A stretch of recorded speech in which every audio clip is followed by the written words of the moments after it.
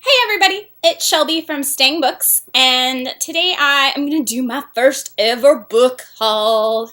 So if you've seen any of my videos, you probably have noticed I don't do a lot of physical book reading. Like, I have yet to hold up a book in one of my videos, mostly because I just don't buy a lot of physical books much anymore. But that doesn't mean I don't have any physical books. I have a few. Art, obviously. Just have run out of space in my apartment. I just have my little single apartment in LA. Not a ton of room to just keep adding books after books, but occasionally I do want to go on a little book buying spree. So I figured I'd go and do a book haul for the couple of books I got over the course of the summer, starting with my birthday. I went home to go visit my family for my birthday and got to see it at my sister's.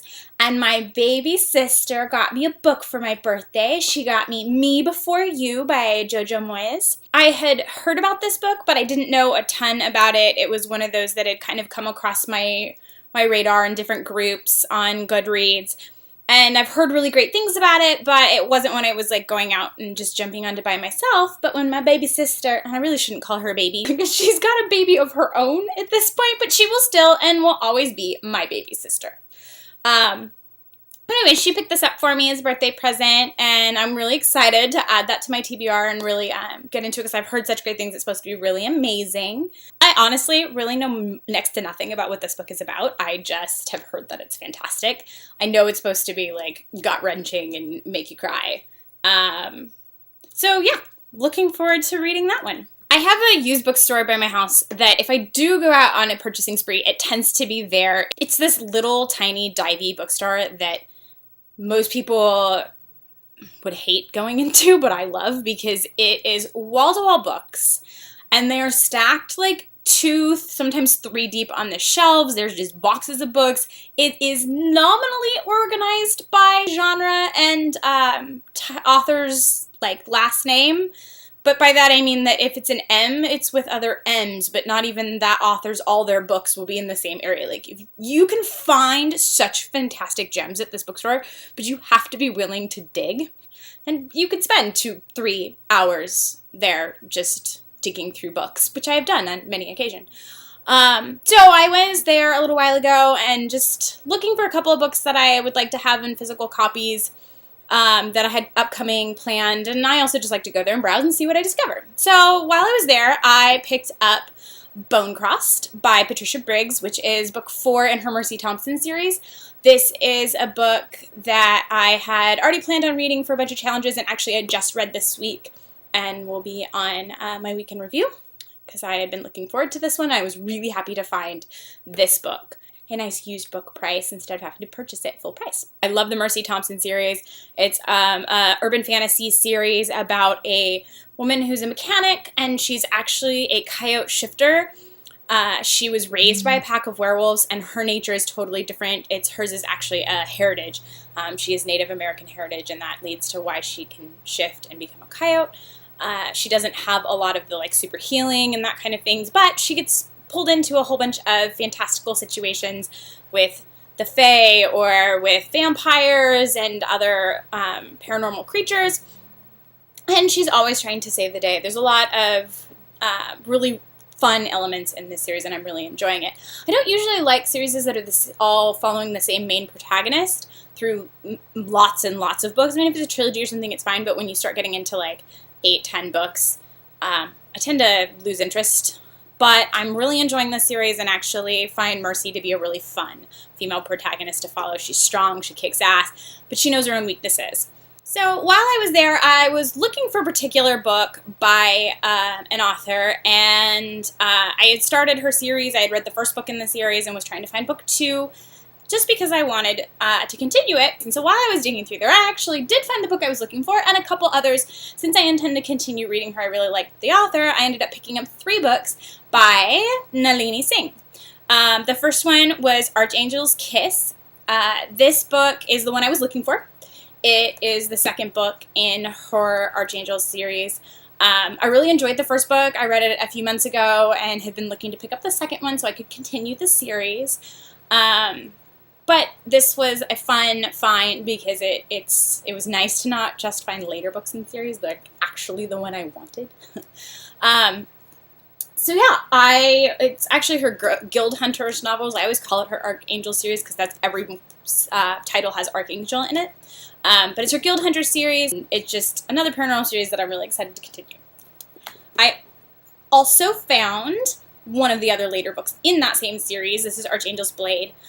It's a later book. I think it's book 4 or book 5, maybe.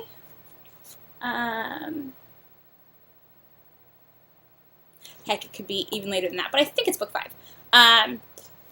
It's just, it was there, it was affordable, and I figured I might as well add it to the collection because I intend to read the whole series since I could find it now.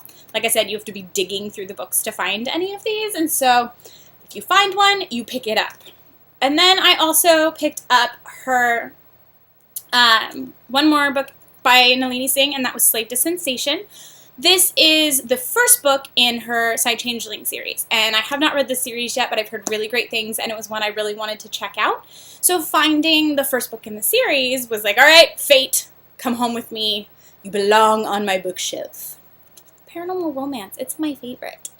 The next book I grabbed was one that I read as a kid and just really loved, and I don't own the series anymore. My mom probably still has it somewhere, but I don't at home. So I picked up the first book in the Brian Jacques Redwall series. I really love this book. I have Mossflower, I didn't have Redwall, and I wanted to make sure I could start. I want to reread these. I haven't read them since I was probably, God, 7 or 8. And I really remember really enjoying them. This is an anthropomorphic series about mice, and they are warriors, and they have their whole little own world, and they are fight for their abbey to protect it from the bad rats and stuff, and there's badgers, and there's just all sorts of really fantastic animal characters in this series. And I've wanted to reread it for a while, so finding the first couple books at the store was great. I picked up Mossflower a couple months ago, and they didn't have Redwall at the time. So when I was there digging around and I found Redwall, it came home with me. The next book I picked up, and the last book I picked up on that trip to the used bookstore, is The Black Trillium by Marion Zimmerman Bradley, Julian May, and Andre Norton. And I really love these 3 authors. I read this when I was in high school.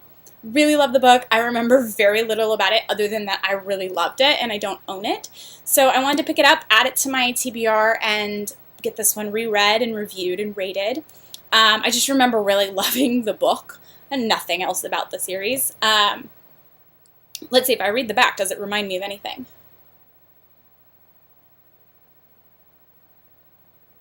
Yeah, no. But basically, the Archmage is passing along the protectorship to a triplet princesses, and that's the power of the Black Trillium. She passes down to them as the royal house, and then they grow up, so it's princesses and magic and fun. So I want to reread this one. Marion Zimmerman Bradley, Julian May, and Andre Norton are all 3 great sci-fi fantasy writers. I've read some of their books individually, and this was just a fantastic collaboration, and I remember really loving it, but it's been 20 plus years since I've read it. So, time to dig this one back out.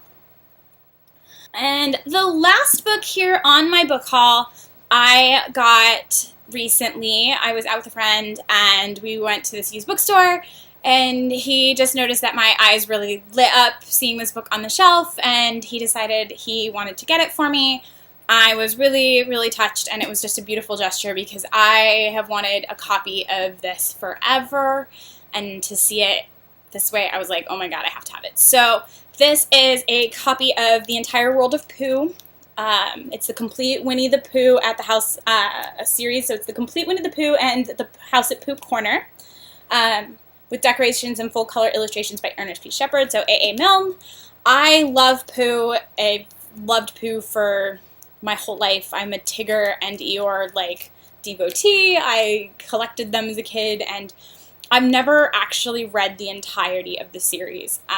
So I wanted to find a copy of this. I was just going to order them online, but to find a really beautiful hardback. It's illustrated, so you have just the little drawings, but it's also got the color illustrations.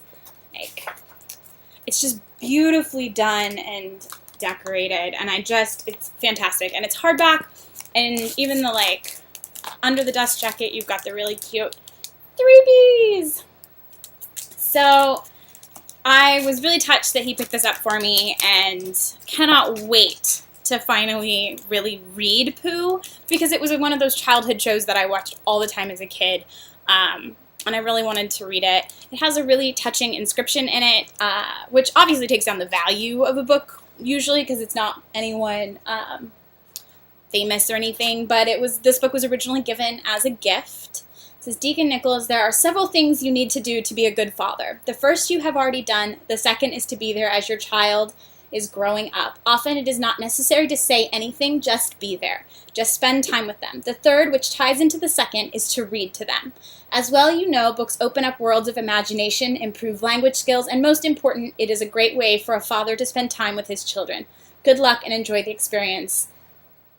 The something, and I can't read the name. But I just really thought the sentiment in it was beautiful to find in a used bookstore, and so much so that kids, it is reading to them and the love of books and passing that on to a new generation. So I just thought it was really touching and sweet. And when he bought it for me, I was ecstatic. It was just a really, really lovely gesture, and I can't wait to read this. This was like my new favorite. That is my book haul for the moment, the books I've picked up recently.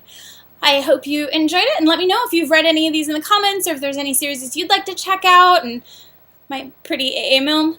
So have a great day, and talk to you soon. Bye!